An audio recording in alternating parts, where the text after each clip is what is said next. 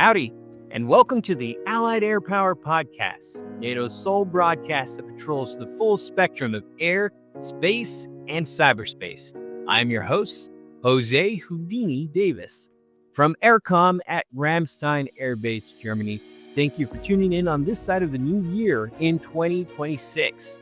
We started this podcast at NATO last year to better inform, educate, and share on activities across the air and space domains, while also making it a little engaging for you all. For this episode, we've decided to try a new segment of the show on top of our news briefs and in-person interviews.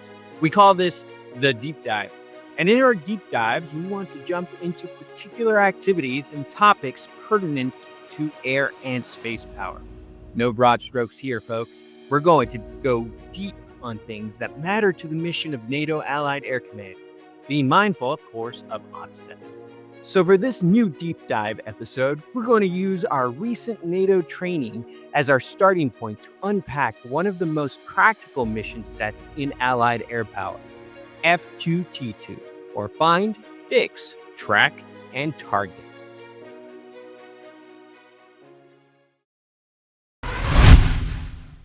If you've ever had the operational privilege to watch a live tactical feed, air, ground, or maritime, you know the feeling. Things move, tracks change, and the clock is always faster than you want it to be. And just this past week, AirCom put that reality on display in a major way.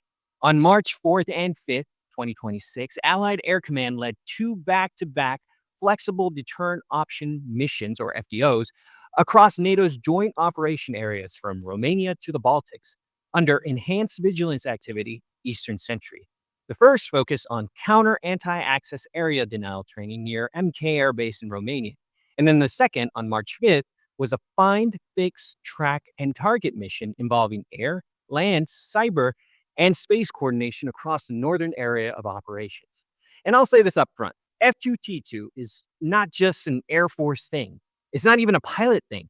It's truly a team sport built around sensors, command and control, and decision authority. Now, let's ask ourselves two questions. First, what does F2T2 actually mean in real operations? And second, why does NATO train this discipline and type of mission so often, especially now, and especially along the eastern flank? Let's start with the basics. F2T2 stands for Find, Fix, Track, Target.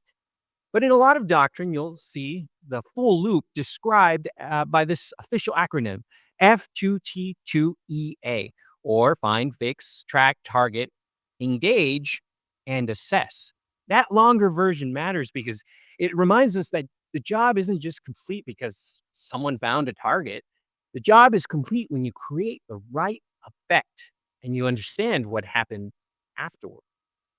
This all sits inside something called dynamic targeting. See, dynamic targeting is what you do when the timeline is compressed, when the target is emerging, moving, or the situation is changing too fast to rely solely on a pre-planned sequence. We call these time-sensitive targets, or TSTs. You know, we love acronyms here at NATO. And usually, these TSTs are processed through this thing called dynamic targeting, as opposed to its sister, deliberate targeting. Now, that being said, it's important to note that dynamic targeting isn't improvisation. It's fast execution built on preparation, clear guidance, and discipline coordination. Here's a helpful model that comes straight out of general joint targeting doctrine that you can search on Google and learn more about. Specifically, let me point you to NATO Doctrine AJP 3.9, if you like that kind of reading. So, the Find, Fix, Track, and often the Assess pieces tend to be ISR intensive. The Target and Engage pieces tend to be more decision intensive and coordination intensive. In other words, early in the chain, you're mostly fighting for information. Later in the chain, you're fighting for alignment across units, across domains, and sometimes across national authorities. Now let's walk the chain, the Find, Fix, Track, Target, in a way that's intuitive to all of us. First, the find is when something gets detected and flagged as worth attention. Maybe it's a sensor hit, maybe it's a pattern change, maybe it's a report that needs to be validated. The output of find isn't we strike. The output is we have a potential target that needs further development. Then there's the fix part.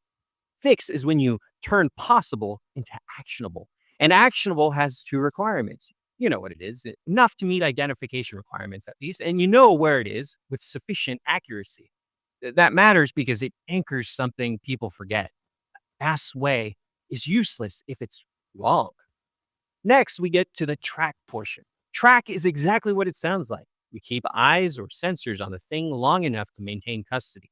If the target moves, tracking is the difference between we had it and we have it. And then lastly, target.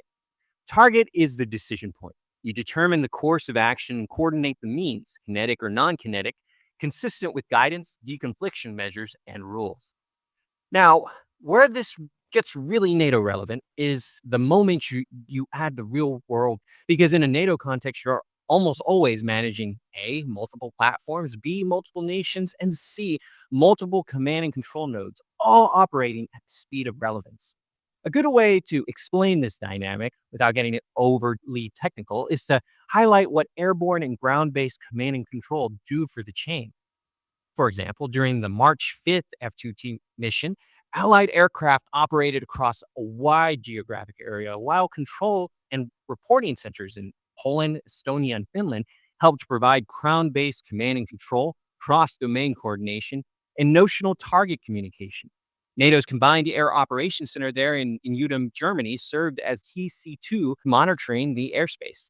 And tankers from France and the multinational MRTT unit extended fighter endurance, while surface-based air and missile defense contributions from Estonia, the United Kingdom, and the United States helped create a combined air and ground defensive environment. This is what an F2T2 looks like in practice. Not one aircraft doing one task, but a network of allied capabilities producing shared awareness and coordinated action. And if you zoom out, that's exactly why Eastern Sentry matters. Eastern Sentry is not built around this static presence alone. It's designed as a flexible, adaptive, comprehensive, enhanced vigilance activity, one that can shift along the eastern flank from the top of Norway to the Black Sea, based on the threat and the mission. That makes it a useful model for how NATO thinks about air defenses: distributed, responsive, and multi-domain. So why is F2T2 such a useful training event? Because when the security environment speeds up, your decision system has to speed up too. Practice makes perfect. And the decision system is not just aircraft. It's sensors, networks, people, authorities, procedures, and command relationships. That's especially true for us at NATO, where allied forces need to coordinate across distance, across domains, and across national frameworks without losing tempo or clarity. Now let's ground this in kind of real publicly described examples. The most recent one is the March 5th, 2026 F2T2 mission itself. That event brought together allied aircraft and assets from 8 NATO nations in an aircom-led F2T2 mission stretching from the Baltics northward in direct support of Eastern Sentry. French Mirage fighters and Finnish F-18s operated together, refueled by a tanker from France and the multinational MRTT unit. Ground-based command and control came from multiple national CRCs. Surface-based air and missile defense contributions added another layer of integration. And the whole mission was designed to sharpen interoperability, refine tactics, techniques, and procedures, and improve multi-domain coordination under realistic conditions. And it's worth noting that this F2T2 did not happen in isolation. It followed the previous day's March 4th counter anti-access area denial training mission near MK Air Base in Romania, where Allied fighters, tankers, and Romanian land-based assets trained in a complex air and missile defense environment. Put together, these two back-to-back missions showed something very important. NATO is not training isolated skills. It's training problems and opportunities across different joint operation areas using flexible deterrence activities tailored to the operational picture. That same pattern has showed up in earlier training events too from previous years. For example, in September of 2024, a NATO-led F2T2 over Poland involved aircraft from multiple NATO nations as well. That mission emphasized precise coordination, ISR locating notional targets, and target information being communicated to strike-capable platforms within an established time limit. The allied coordination amongst friends is so critical, and it deserves stressing here. At the core of F2T2s is a commitment to improving allied operations. Now, mind you, F2T2s are composed of all volunteer allied nations, contributing national assets in a problem-solving environment to collaborate, plan, and debrief. This requires a holistic understanding of the training environment, from operators on the ground supporting command and control to distributed planners and ISR professionals to airborne crew and ultimately the senior leaders making the decisions. Like I said earlier, F2T2s are truly a team sport. F2T2s tests allies' ability to execute distributed operations while developing human interoperability. From the perspective of the operator, intensive evaluation and collaborative scrutiny on details ensure progression of tactical execution. The debrief can be ruthless with the real talk, but I'd rather have my friends tell me the truth. Learning from another, participants in an F2T2 develop warfighting trust, identifying best practices and lessons that can be taken forward to the next F2T2 iteration. Let's continue reviewing some previous iterations of these AirCom-led F2T2s. In January of 2025, another publicly described F2T2 over Poland and the Baltic region again emphasized the core mechanics, integrating ISR with strike-capable aircraft, locating and tracking targets, and coordinating a simulated strike inside a specified time frame, supported by tankers and NATO's AWACS. Then, in that same year, on October 2nd, we had 9 NATO nations: Denmark, France, Italy, Poland, Spain, Sweden, Turkey, UK, and the US, and all of them participated in one of the largest F2T2s to date in support of Eastern Sentry. That event, again, highlighted multi-domain integration, AWACS, command and control, refueling, and ground-based coordination. So why take the time of going down memory lane to review all these past F2T2s? Because it's important to note that we are not looking at one-off events. We're looking at a pattern. Repeated alliance training focused on making the sensing, decision, and action chain faster and more coherent under pressure. So what's the real takeaway of all this? Well, here it is.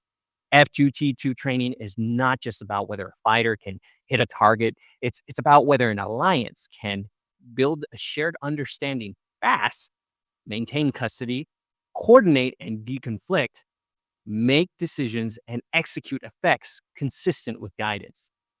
In fast battle rhythms, teams can get so focusing on servicing targets that they lose sight of the larger purpose. That's the trap disciplined targeting processes are designed to prevent. So the best F2T2 teams are not just fast. They are fast and deliberate, fast and aligned, fast and connected to the commander's intent. So the next time you hear find, fix, track, target, don't just hear an acronym, because we love acronyms at NATO. Hear a promise that disparate and diverse systems and nations can work together fast enough to matter and smart enough to avoid doing the wrong thing quickly. That wraps up this flight of the Allied Air Power Podcast and our newest segment on the show, The Deep Dive, where news-driven updates meet the authentic voices behind the mission to defend every inch of NATO territory. And speaking of defending every inch of NATO territory, today we use a very recent example, NATO's March 5th, 2026 F2T2 mission under EVA Eastern Sentry, to unpack how the Alliance turns sensing into decisions and decision into coordinated action across domains under real-time constraints. Now, if you found value in today's episode, share the show and leave us a rating so others can navigate airspace and cyberspace with us. Explore deeper coverage anytime at ac.nato.int and send us your questions or topics you'd like us to tackle. Until our next sortie, stand ready in the air, secure in cyberspace, and steady on the path to the stars.